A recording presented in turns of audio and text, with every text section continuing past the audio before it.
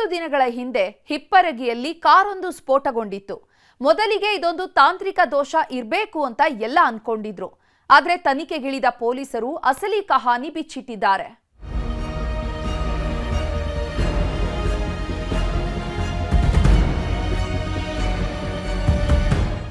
July 25ನೇ ತಾರೀಕು ರಾತ್ರಿ 10:45ರ ಸಮಯ. ಅಷ್ಟೊತ್ತು ಬಾರ್ನಲ್ಲಿದ್ದ ಮಾಲೀಕ ಮನೆಗೆ ಹೊರಡೋದಕ್ಕೆ ರೆಡಿಯಾಗಿದ್ದ. ಬಾರ್ ಮುಂದೆ ನಿಲ್ಲಿಸಿದ್ದ ಕಾರು ಹತ್ತೋದಕ್ಕೆ ಅಂತ ಬಂದು ನಿಂತಿದ್ದ. ಇದೇ ಹೊತ್ತಲ್ಲೇ ಏಕಾಏಕಿ ಮಹೀಂದ್ರ ಕಾರು ಸ್ಫೋಟಗೊಂಡಿತ್ತು. ಇದು ಇಡೀ ಬಾಗಲಕೋಟೆ ಜನರನ್ನೇ ಬೆಚ್ಚಿ ಬೀಳಿಸಿತ್ತು. ಕಾರ್ ಹತ್ತೋದಕ್ಕೆ ಹೊರಟಿದ್ದ ವ್ಯಕ್ತಿ ಕೂದಲೆಳೆ ಅಂತರದಲ್ಲಿ ಗ್ರೇಟ್ ಎಸ್ಕೇಪ್ ಆಗಿದ್ದ. ಆವತ್ತು ನಡೆದಿದ್ದ ಈ ಘಟನೆ ಮೇಲ್ನೋಟಕ್ಕೆ ಆಕಸ್ಮಿಕದಂತೆ ಕಂಡಿತ್ತು. ತಾಂತ್ರಿಕ ದೋಷದಿಂದ ಬ್ಲಾಸ್ಟ್ ಆಗಿದೆ ಅಂತ ಎಲ್ರೂ ಅನ್ಕೊಂಡಿದ್ರು. ಆದ್ರೆ 20 ದಿನಗಳ ಸುದೀರ್ಘ ತನಿಖೆಯ ಬಳಿಕ ಶಾಕಿಂಗ್ ಸುದ್ದಿಯೊಂದು ಹೊರಬಿದ್ದಿದೆ. ಇದು ಆಕಸ್ಮಿಕವಲ್ಲ, ಪ್ರೀ ಪ್ಲಾನ್ಡ್ ಸ್ಕೆಚ್ ಅನ್ನೋದು ಗೊತ್ತಾಗಿದೆ. ಬಾರ್ ಮಾಲೀಕನ ಹೆಣ ಉರುಳಿಸೋದಕ್ಕೆ ಮಾಡಿದ್ದ ಮಹಾ ಷಡ್ಯಂತ್ರ ಅನ್ನೋದನ್ನ ಬಯಲಿಗೆಳೆದಿದ್ದಾರೆ. ಜಮೀನಿನ ಜಿದ್ದು ಹಾಕಿದ್ರು ಕೊಲೆಗೆ ಸ್ಕೆಚ್.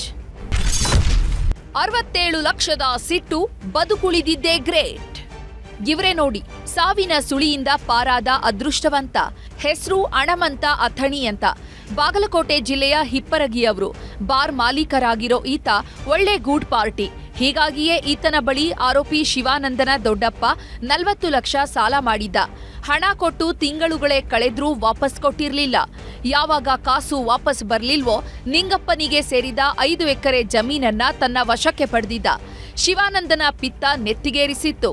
ತನ್ನ ದೊಡ್ಡಪ್ಪನ ಜಾಗ ಬೇರೆಯವರ ಪಾಲಾಗ್ತಿದ್ಯಲ್ಲ ಅಂತ ಸಿಟ್ಟಿಗೆದ್ದಿದ್ದ. ಹೀಗಾಗಿಯೇ ನಿಮ್ಮ ಹಣ ನಿಮಗೆ ಕೊಡ್ತೀವಿ, ನಮ್ಮ ಜಮೀನನ್ನ ನಮಗೆ ಬಿಟ್ಕೊಡಿ ಎಂದಿದ್ದ. ಇದಕ್ಕೆ ಒಪ್ಪದ ಹಣಮಂತ 40 ಲಕ್ಷ ಹಣದ ಜೊತೆಗೆ ಬಡ್ಡಿಯೆಲ್ಲ ಸೇರಿ 67 ಲಕ್ಷ ಆಗಿದೆ ಎಂದಿದ್ದಂತೆ. ಇದನ್ನ ಕೇಳ್ತಾ ಇದ್ದಂತೆ ಶಿವಾನಂದ ಚಟ್ಟ ಕಟ್ಟೋ ಪ್ಲಾನ್ ಮಾಡಿದ್ದಾನೆ.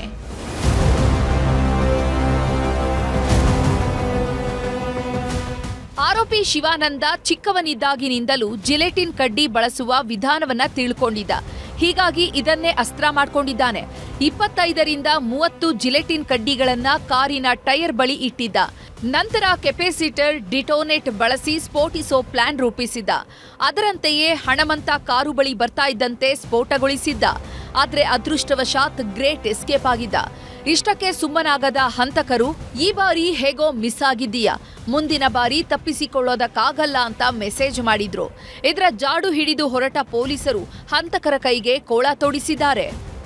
4 ಜನಕ್ಕೆ ಅರೆಸ್ಟ್ ಆದ ನಂತರ ಅವರಿಗೆ ಇಂಟ್ರೋಗೇಷನ್ ಮಾಡುವಾಗ ನಮಗೆ ಈ ಕೇಸ್ದು ಮೇನ್ ಮೋಟಿವ್ ಗೊತ್ತಾಯ್ತು. ಇವರು ಜಮೀನು ಅವರಿಗೆ ಕೊಟ್ಟಿರ್ತಾರೆ, ಅವ್ರ ಕಡೆಯಿಂದ ಸಾಲ ತಗೋತಾರೆ 40 ಲಕ್ಷ. ಕೊನೆಗೆ 3 ವರ್ಷ ಹಿಂದೆ ಪೇ ಮಾಡಕ್ಕೆ ಆಗ್ಲಿದ್ದ ಕಾರಣಕ್ಕೆ ಅದೇ ಜಮೀನು ಹನುಮಂತ ಅಥಣಿ ಹೆಸರಿಗೆ ಟ್ರಾನ್ಸ್ಫರ್ ಆಗುತ್ತೆ. ಪ್ಲಸ್ ನನಗೆ ಕಂಟಿನ್ಯೂಸ್ ಆಗಿ ಅಮೌಂಟ್ ಕೊಡಬೇಕು ಅಂತ ಪ್ರೆಷರ್ ಮಾಡ್ತಾ ಇದ್ದಾರೆ. ಕೊನೆಗೆ ಕೊಡ್ಲಿಕ್ಕೆ ಆಗ್ಲಿಲ್ಲ ಅಂದ್ರೆ ನನ್ನ ಕಡೆಯಿಂದ ಜಮೀನು ಇವರು ವಾಪಸ್ ತಗೋತಾರೆ. ಈ 3 ಕಾರಣ ಇಟ್ಕೊಂಡು ಅವರ ಒಂದು ಪ್ಲಾನ್ ಪ್ರಕಾರ ಇವರು 2 ಅಂಗಡಿಯಿಂದ ಅಲ್ಲಿ ಕಾರ್ ಕೆಳಗೆ ಎಕ್ಸ್ಪ್ಲೋಸಿವ್ ಇಟ್ಬಿಟ್ಟು ಡಿಟೋನೇಟರ್ ಮತ್ತೆ ಕೆಪಾಸಿಟರ್ ಮುಖಾಂತರ 10ವರೆಗೆ ಅಲ್ಲಿ ಸ್ಪಾಟ್ ಇಂದಾನೇ ಇವರು ಎಕ್ಸ್ಪ್ಲೋರ್ ಮಾಡ್ತಾರೆ. ಒಟ್ನಲ್ಲಿ ಕಾರು ಬ್ಲಾಸ್ಟ್ ರೂಪದಲ್ಲಿ ಹೆಣ ಉರುಳಿಸೋದಕ್ಕೆ ಹೊರಟವರೇ ಲಾಕ್ ಆಗಿದ್ದಾರೆ. ಮಾಡಿದ ಪಾಪಕ್ಕೆ ತಕ್ಕ ಬೆಲೆ ತೆರುವಂತಾಗಿದೆ. ಮಂಜುನಾಥ್ ತಳವಾರ, ನ್ಯೂಸ್ 18 ಬಾಗಲಕೋಟೆ.